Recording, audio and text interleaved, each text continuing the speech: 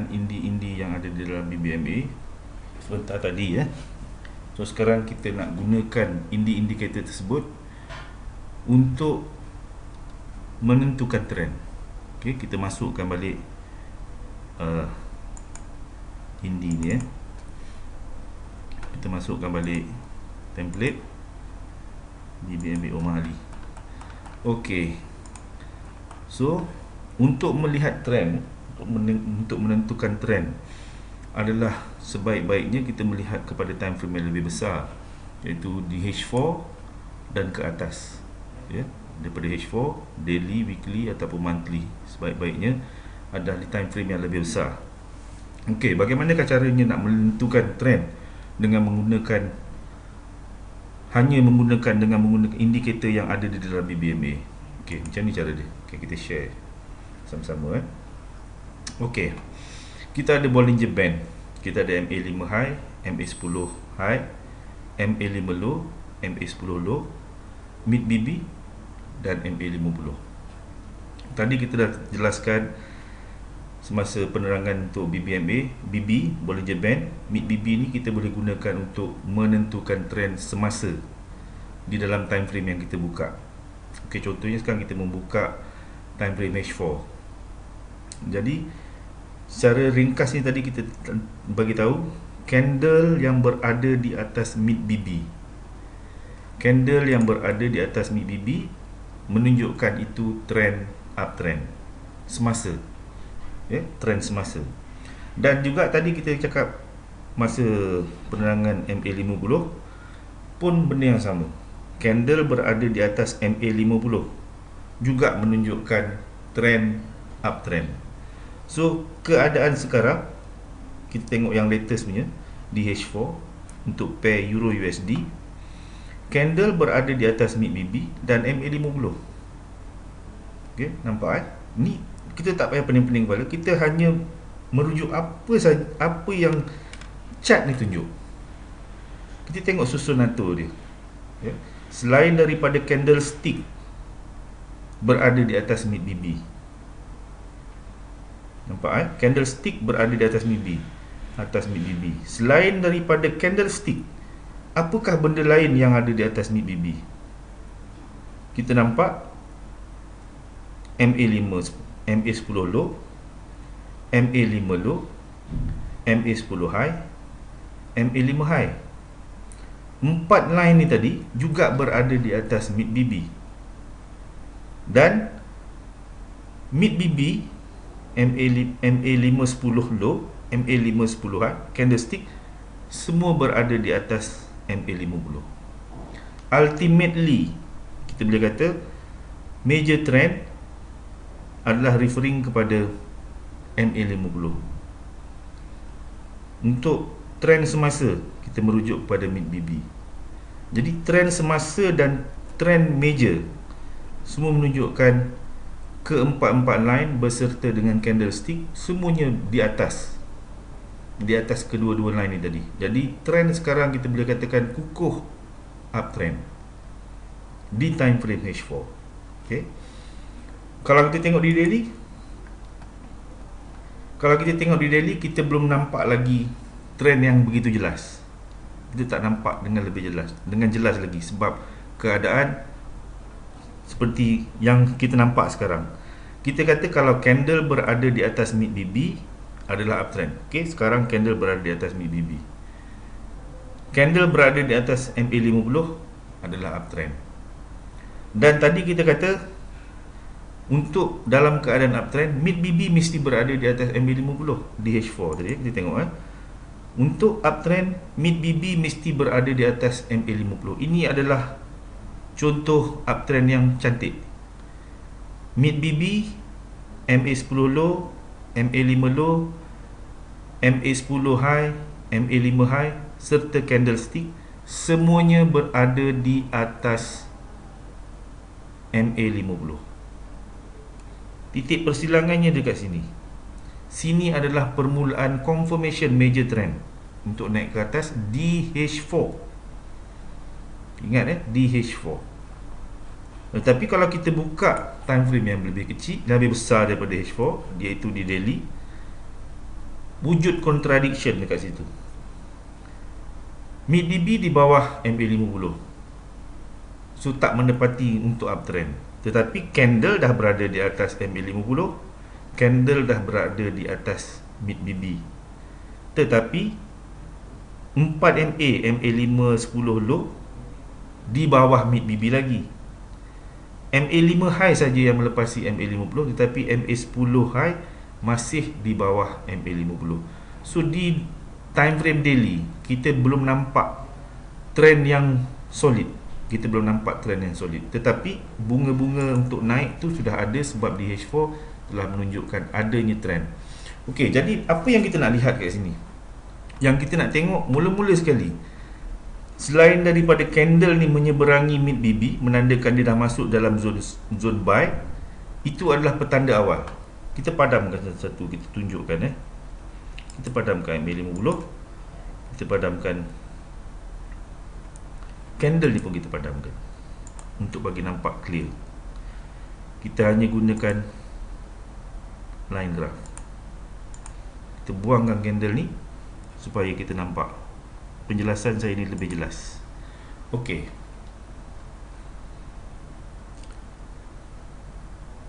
Candle mesti berada di dalam lingkungan MA5 high, MA5 low, dalam range ni. Jadi kalau candle tu tak ada, kita akan nampak mula-mula sekali MA510 high ni yang akan cross. MA510 high ni akan cross mid BB. Masuk ke MA50 lah. Mula-mula MA510 high ni tadi akan cross mid BB. Belum tentu dia akan naik. Hanya tanda awal, tapi belum confirm. Dia kena ke-4 line MA510 high tadi melepasi mid BB. Pada masa ni candle duduk macam mana? Candle dah mula melepasi. Bila MA510 high cross mid BB, candle pun dah mula masuk ke dalam melepasi mid BB. Tetapi selagi MA510 low belum lepas, belum tentu lagi dia nak naik. Sebab kita nampak dia turun dulu baru dia nak naik.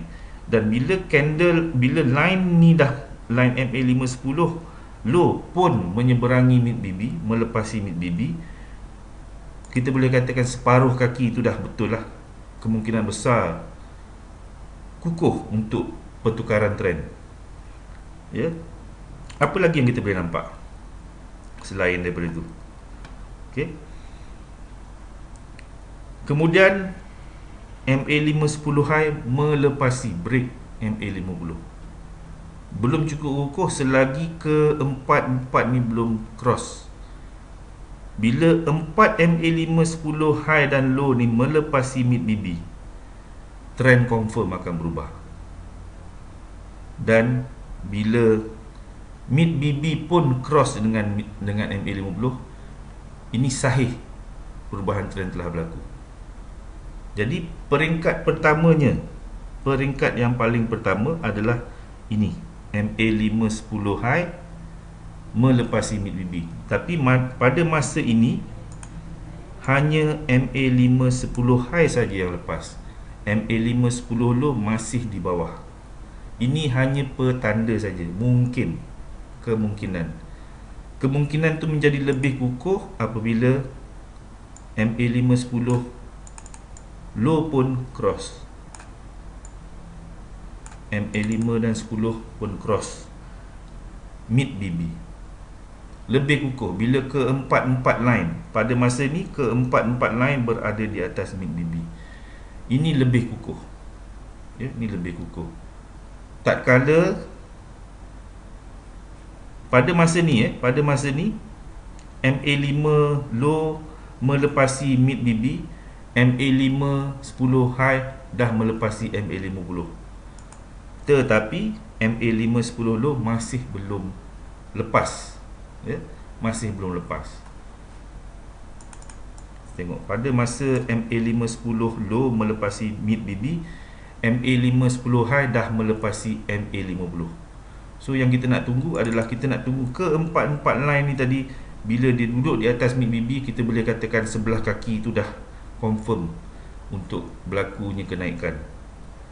Bila keempat-empat MA melepasi MA50, kita boleh katakan confirm dah uptrend akan berlaku. Uptrend akan berlaku. Dan sahih uptrend berlaku bila mid BB dan MA50 juga cross. So kita ada satu tanda, dua tanda, tiga tanda, empat tanda. Selain daripada candle, kita boleh refer kepada line-line ni sendiri. Bila berlaku crossing, MA510 high cross mid BB yang pertama, itu petanda awal yang trend mungkin akan berubah. Kita letak nombor dia nombor 1.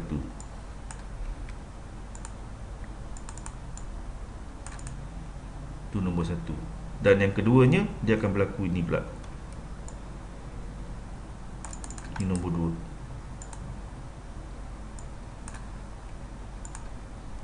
2. Ketiga, bila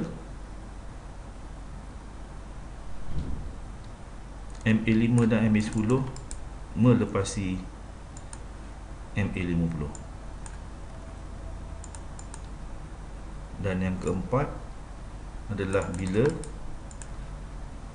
mid BB melepasi MA50. So kita ada 4 stage yang boleh kita refer untuk tengok trend, perubahan trend untuk tengok trend. Jadi kalau kita nak tengok dekat time frame kecil, sama je, sama saja, reference kita tetap sama. Ini di time frame kecil lah. Di time frame kecil kita nampak, oh sini dah mula MA50 di dah bersilang dengan mid BB. So petanda untuk naik. Dan sebelum tu berlaku keempat-empat MA5 dan MA5 high dan MA5 low, MA510 high, MA510 low dah cross MA50, dia cross mid BB, candle semua dah duduk dekat dalam zone buy. So ini semua petanda yang trend nak naik tu kuat. Di time frame 15 minit kita nak gunakan kaedah yang sama, boleh di semua time frame kita boleh gunakan. Tapi untuk tengok trend yang untuk jangka masa panjang adalah dinasihatkan untuk refer di time frame yang lebih besar, di time frame H4 dan ke atas. Tapi kalau kita bukan trader yang suka simpan position lama-lama sangat, mungkin kita 2-3 jam je kita nak close, kita nak tengok di time frame yang lebih kecil, apa salahnya kita buka time frame besar untuk tengok trend, dan di time frame kecil kita ikut trend yang lebih besar. Kalau kita tengok dekat H4, oh time frame H4 tunjuk uptrend. Kalau kita pergi ke time frame kecil, kita pun tunggu peluang-peluang untuk masuk buy. Kita tunggu peluang-peluang untuk masuk buy. Dan kita nampak di H1 di 15 minit pun petunjuknya adalah uptrend. So kita boleh tunggu peluang-peluang untuk buy sahaja. Jangan cari signal sell. Kita ikut trend di time frame yang lebih besar. Itu kaedah yang simple menggunakan BBMA, indi yang ada di dalam BBMA untuk tengok trend, untuk menentukan trend.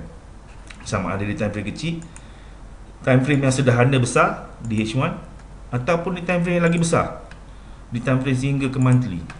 Kalau kita tengok di monthly, mid BB di bawah MA50, ini bermaksud downtrend.